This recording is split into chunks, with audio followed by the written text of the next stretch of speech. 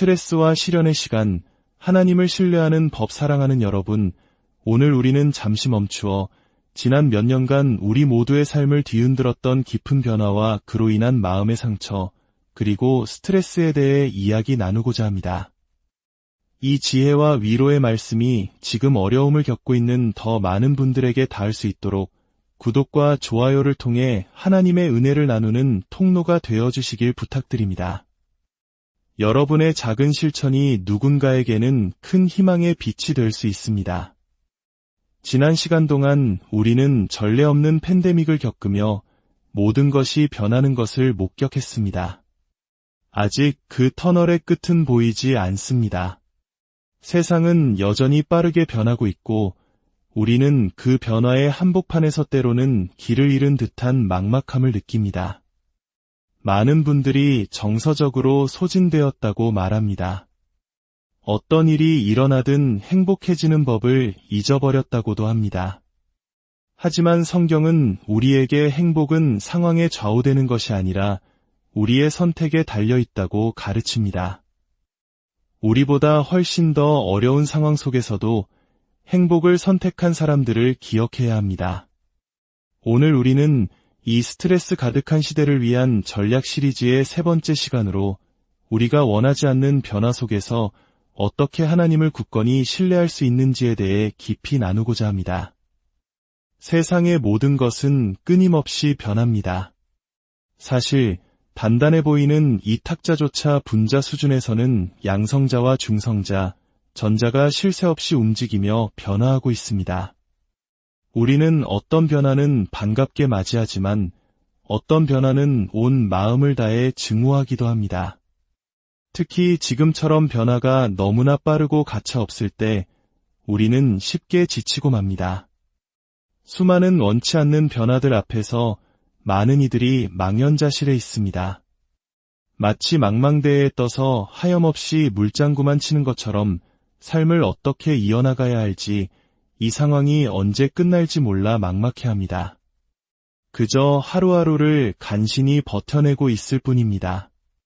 만약 여러분이 지금 그렇다면 오늘 하나님의 말씀이 여러분에게 구체적이고 실제적인 지침이 되어줄 것입니다. 원치 않는 변화로 인해 삶이 압도당할 때 우리는 무엇을 기억하고 무엇을 해야 할까요? 성경이 말하는 5가지 진리와 5가지 실천 방안을 통해 그 답을 찾아보겠습니다. 먼저 우리가 기억해야 할 5가지 진리입니다. 첫째, 변화는 피할 수 없습니다. 이것은 너무나 명백한 사실이지만 우리는 종종 잊고 삽니다. 지금의 상황이 아무리 마음에 들더라도 그것은 영원히 지속되지 않을 것입니다. 변화가 일어날 때 우리는 불평하거나 원망하거나 다른 사람을 탓할 수 있습니다. 심지어 변화를 막으려고 헛된 노력을 할 수도 있습니다. 하지만 세상은 계속해서 변할 것입니다. 하나님께서 태초에 이 땅을 창조하셨을 때 창세기 8장 22절에서 이렇게 말씀하셨습니다. 땅이 있을 동안에는 심음과 거둠과 추위와 더위와 여름과 겨울과 낮과 밤이 쉬지 아니하리라. 이 말씀은 이 땅의 모든 것이 계절의 순환 속에 있음을 의미합니다. 어떤 것도 그대로 머물러 있지 않습니다. 세상도, 우리의 가정도, 직장도, 그리고 우리 자신도 예전과 같지 않습니다. 성장은 변화 없이는 불가능합니다. 변화는 상실 없이는 불가능하고 상실은 슬픔 없이는, 슬픔은 고통 없이는 불가능합니다. 성장하고 더 나은 사람이 되기를 원하면서 변화의 고통을 겪고 싶어 하지 않는 것은 아이를 낳고 싶지만 배가 불러오는 것과 산고를 겪고 싶지 않다고 말하는 것과 같습니다. 새로운 생명을 세상에 태어나게 하려면 고통이 따르기 마련입니다. 기억하십시오. 만약 아무것도 변하지 않았다면 우리 자신도 이 세상에 태어나지 못했을 것입니다. 둘째, 모든 변화가 선한 것은 아니지만 하나님은 그것을 선하게 사용하십니다. 특히 하나님을 신뢰하는 사람들의 삶 속에서 말입니다. 성경에서 가장 위대한 약속 중 하나인 로마서 8장 28절은 이렇게 말합니다. 우리가 알거니와 하나님을 사랑하는 자 곧 그의 뜻대로 부르심을 입은 자들에게는 모든 것이 합력하여 선을 이루느니라. 이 구절은 세상의 모든 일이 선하다고 말하는 것이 아닙니다.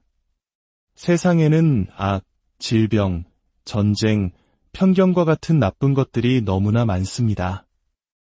하지만 성경은 하나님께서 바로 그 나쁜 것들 속에서도 선을 이끌어내시는 전문가라고 말합니다.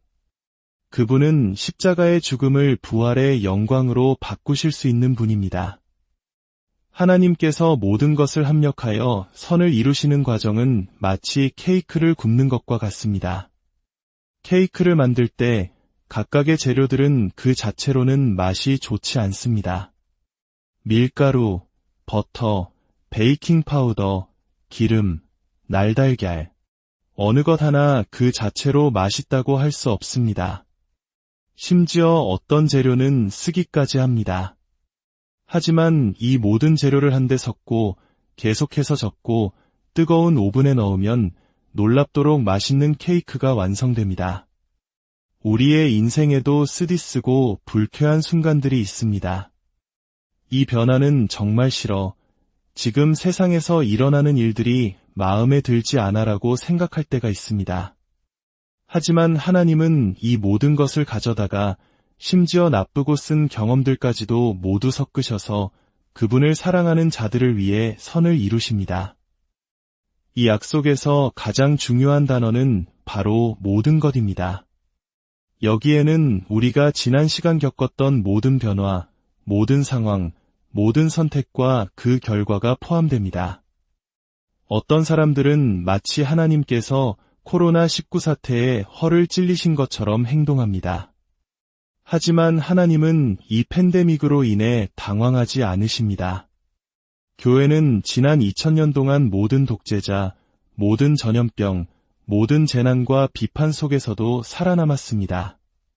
우리가 이 시련의 끝에서 더 나은 사람이 될지 아니면 더 쓰라린 마음을 갖게 될지는 오직 나의 태도에 달려 있습니다. 셋째, 모든 상황 속에서 하나님의 목적은 우리를 예수님처럼 만드는 것입니다. 로마서 8장 28절의 약속은 바로 다음 구절인 29절을 읽을 때 비로소 완전한 의미를 갖게 됩니다. 하나님이 미리 아신 자들을 또한 그 아들의 형상을 본받게 하기 위하여 미리 정하셨으니 이는 그로 많은 형제 중에서 맏아들이 되게 하려 하심이니라. 하나님의 가장 큰 목표는 우리를 행복하게 하거나 편안하게 하는 것이 아닙니다. 우리를 예수 그리스도처럼 만드는 것입니다. 이 땅은 천국이 아닙니다. 이 땅은 우리의 인격을 연단하는 학교입니다.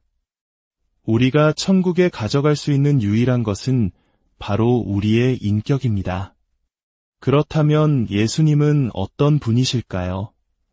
갈라디아서 5장은 성령의 9가지 열매를 통해 그분의 성품을 보여줍니다. 사랑, 희락, 화평, 오래 참음, 자비, 양선, 충성, 온유, 절제. 이 9가지 성품이 바로 예수님의 완벽한 모습입니다. 하나님은 어떻게 우리 삶에 이런 열매를 맺게 하실까요? 바로 우리를 정반대의 상황에 놓으심으로써 그 성품을 배우고 연습할 기회를 주십니다. 진정한 사랑을 가르치기 위해 사랑하기 어려운 사람들을 우리 곁에 두십니다. 그들은 우리의 거친 모서리를 깎아내는 하늘의 사포와도 같습니다. 진정한 기쁨은 고통과 슬픔의 한가운데서 배울 수 있습니다. 진정한 평안은 혼돈과 갈등 속에서 찾게 됩니다. 진정한 인내심은 끝없는 기다림 속에서 길러집니다. 어쩌면 지난 시간들은 우리에게 사랑과 기쁨, 평안과 인내를 가르치기 위한 하나님의 수업이었을지도 모릅니다. 넷째, 하나님은 인간의 실수와 죄까지도 사용하실 수 있습니다. 다른 사람의 잘못된 결정으로 인해 우리가 무고한 희생자가 되었을 때조차 말입니다. 구약의 요셉 이야기를 기억하실 겁니다. 형들의 시기로 노예로 팔려가고 억울한 누명을 쓰고 감옥에 갇히는 등 그의 인생 전반부는 불행의 연속이었습니다. 하지만 하나님은 요셉을 그분이 원하시는 바로 그 자리에 두셨습니다. 결국 요셉은 이집트의 총리가 되어 두 나라를 기근에서 구원합니다. 훗날 자신을 팔아넘겼던 형들을 만났을 때 요셉은 쓴 마음 대신 은혜로 그들을 대합니다. 창세기 신장 20절에서 그는 이렇게 말합니다. 당신들은 나를 해하려 하였으나 하나님은 그것을 선으로 바꾸사 오늘과 같이 많은 백성의 생명을 구원하게 하시려 하셨나니 여러분의 삶에도 악의를 가진 사람들이 있을 수 있습니다. 그들은 상처를 주려 하지만 하나님은 그것을 선으로 바꾸실 계획을 가지고 계십니다.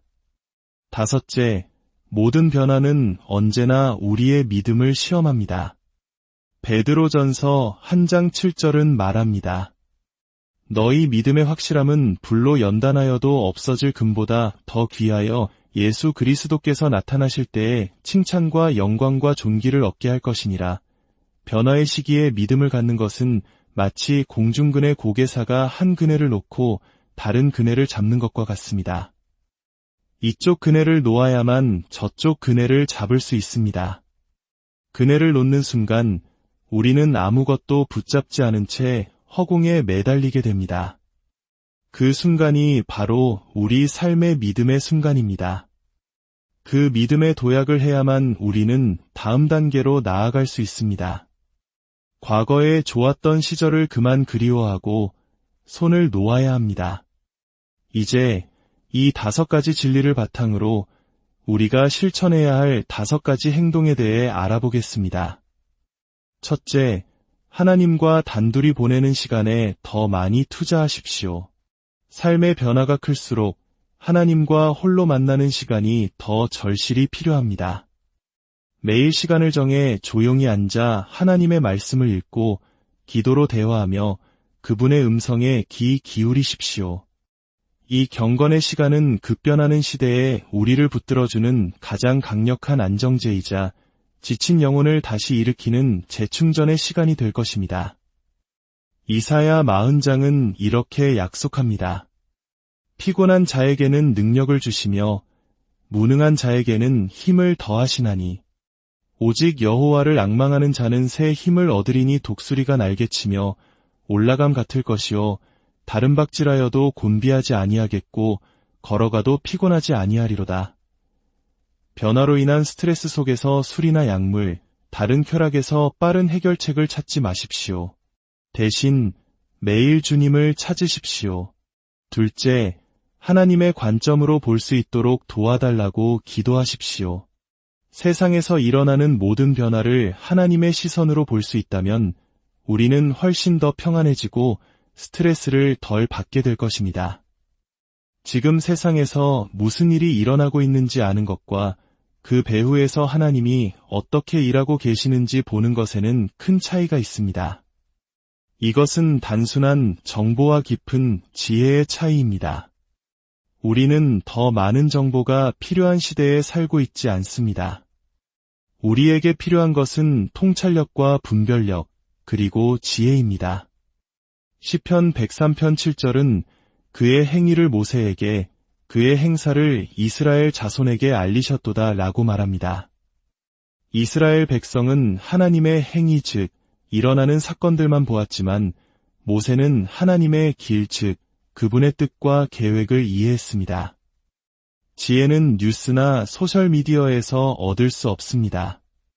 오직 하나님께 구하고 그분의 말씀인 성경을 깊이 묵상할 때 얻을 수 있습니다. 지금 여러분은 무엇에 가장 주의를 기울이고 있습니까? 세상의 소리입니까?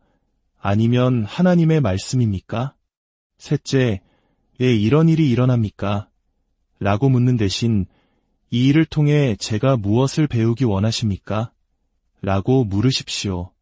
우리가 통제할 수 없는 환경의 변화가 아닌 우리 자신의 인격의 성장에 집중해야 합니다.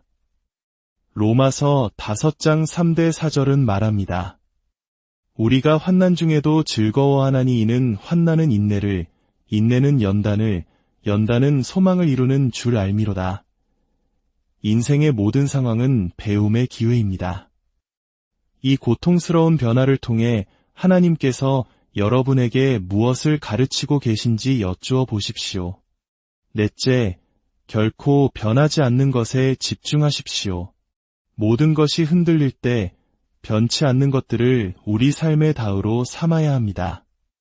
무엇이 우리의 다이 되어야 할까요? 첫째, 우리를 향한 하나님의 사랑은 영원히 변치 않습니다. 둘째, 하나님의 말씀인 진리는 영원히 변치 않습니다.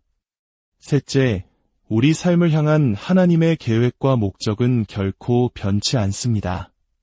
세상이 어떻게 돌아가든 이것 하나만은 확실히 믿으십시오. 결국 하나님께서 마지막 말씀을 하실 것이며 그 말씀은 선할 것입니다. 그러니 무엇을 두려워하십니까? 다섯째, 하나님께 계속해서 말씀드리십시오. 어떤 상황에서도 주님을 신뢰합니다. 매일 입술로 고백하십시오. 이 고백은 이 팬데믹이 얼마나 오래 지속되든 상관없이 여러분의 마음에 평안을 가져다 줄 것입니다.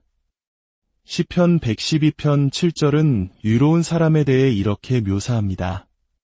그는 흉한 소문을 두려워하지 아니하며 여호와를 의뢰하고 그의 마음을 굳게 정하였도다. 제 삶에도 아내의 암투병, 그리고 사랑하는 아들을 먼저 떠나보내는 것과 같은 감당하기 힘든 고통의 순간들이 있었습니다. 그 칠흑 같은 어둠 속에서 제가 할 수 있었던 유일한 고백은 이것이었습니다. 하나님, 무슨 일이 일어나도 주님을 신뢰합니다. 이해할 수 없어도 그저 신뢰하는 것입니다.